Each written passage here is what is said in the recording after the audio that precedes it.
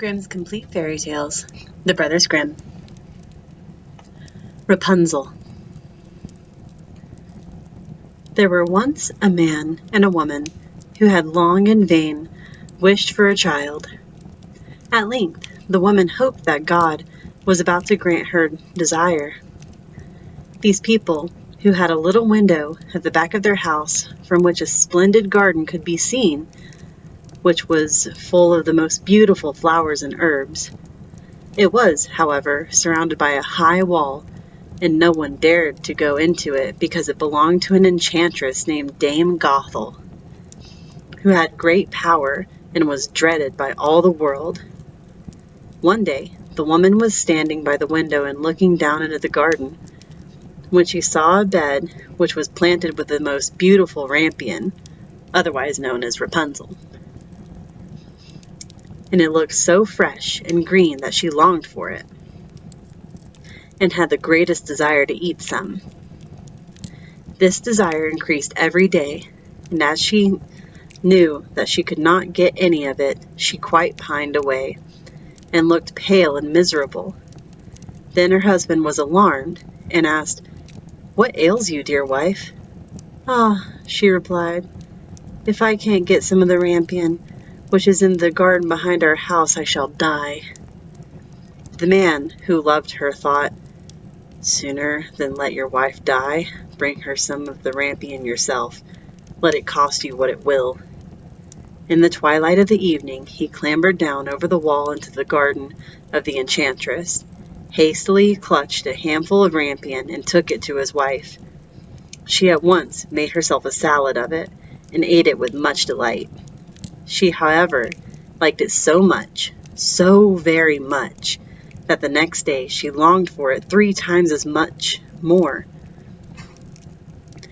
If he was to have any rest, her husband must once more descend into the garden. In the gloom of evening, therefore, he let himself down again.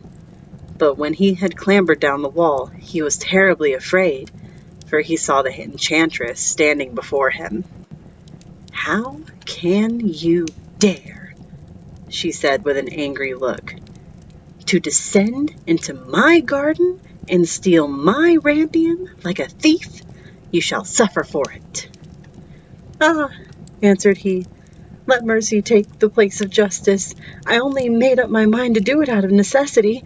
My wife saw your rampion from the window and felt such a longing for it that she would have died if she had not had some to eat." Then the enchantress allowed her anger to be softened, and said to him, "If the case be as you say, I will allow you to take away with you as much rampion as you will. Only I make one condition. You must give me the child which your wife will bring into the world. It shall be well treated, and I will care for it like a mother." The man in his terror consented to everything, and when the woman gave birth, the enchantress appeared at once, gave the child the name of Rapunzel, and took it away with her. Rapunzel grew into the most beautiful child beneath the sun. When she was 12 years old, the enchantress shut her into a tower, which lay in a forest, and had neither stairs nor door, but quite at the top was a little window. When the enchantress wanted in, she placed herself beneath it and cried, "Rapunzel, Rapunzel, let down your hair to me." Rapunzel had magnificent long hair, fine as spun gold, and when she heard the voice of the enchantress, she unfastened her braided tresses, wound them round one of the hooks of the window above, and then the hair fell 20 ells down, and the enchantress climbed up by it.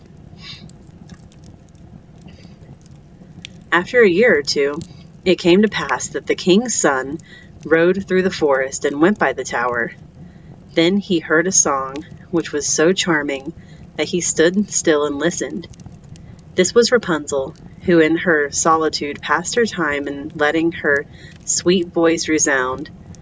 The king's son wanted to climb up to her, and looked for the door of the tower, but none was to be found. He rode home, but the singing had so deeply touched his heart that every day he went out into the forest and listened to it. Once, when he was thus standing behind a tree, he saw that an enchantress came there, and he heard how she cried, "Rapunzel, Rapunzel, let down your hair." Then Rapunzel let down the braids of her hair, and the enchantress climbed up to her. "If that is the ladder by which one mounts, I will at once try my fortune," said he. And the next day, when it began to grow dark, he went to the tower and cried, "Rapunzel, Rapunzel, let down your hair." Immediately the hair fell down, and the king's son climbed up. At first Rapunzel was terribly frightened when a man such as her eyes had never yet beheld came to her. But the king's son began to talk to her quite like a friend, and told her that his heart had been so stirred that it had left him no rest, and he had been forced to see her. Then Rapunzel lost her fear, and when he asked her if she would take him for her husband, and she saw that he was a young and handsome man, she thought, "He will love me more than old Dame Gothel does." And she said yes, and laid her hand in his. She said, "I will willingly go away with you, but I do not know how to get down. Bring with you a sheet of silk every time you come, and I will weave a ladder with it. And when it is ready, I will descend, and you will take me on your horse." They agreed that until that time he should come to her every evening, for the old woman came by day. The enchantress remarked nothing of this, until once Rapunzel said to her, "Tell me, Dame Gothel, how it happens that you are so much heavier for me to draw up than the king's son. He is with me in hardly a minute." "Ah, you wicked child!" cried the enchantress. "What do I hear you say? I thought I separated you from all the world, and yet you have deceived me." In her anger she clutched Rapunzel's beautiful tresses, wrapped them twice in her left hand, seized a pair of scissors with the right, and snip, snap, they were cut off, and the lovely braids lay on the ground. And she was so pitiless that she took poor Rapunzel into a desert, where she had to live in great grief and misery. On the same day that she cast out Rapunzel, the enchantress fastened the braids of hair which she had kept on to the hook of the window, and in the evening when the king's son came and cried, "Rapunzel, Rapunzel, let down your hair," she let the hair down. The king's son ascended, but he did not find his dearest Rapunzel above, but the enchantress, who gazed at him with wicked and venomous looks. "Aha!" she cried mockingly. "You would fetch your dearest, but the beautiful bird sits no longer singing in the nest. The cat has got it, and will scratch out your eyes as well. Rapunzel is lost to you. You will never see her more." The king's son was beside himself with pain, and in his despair he leapt down from the tower. He escaped with his life, but the thorns into which he fell pierced his eyes.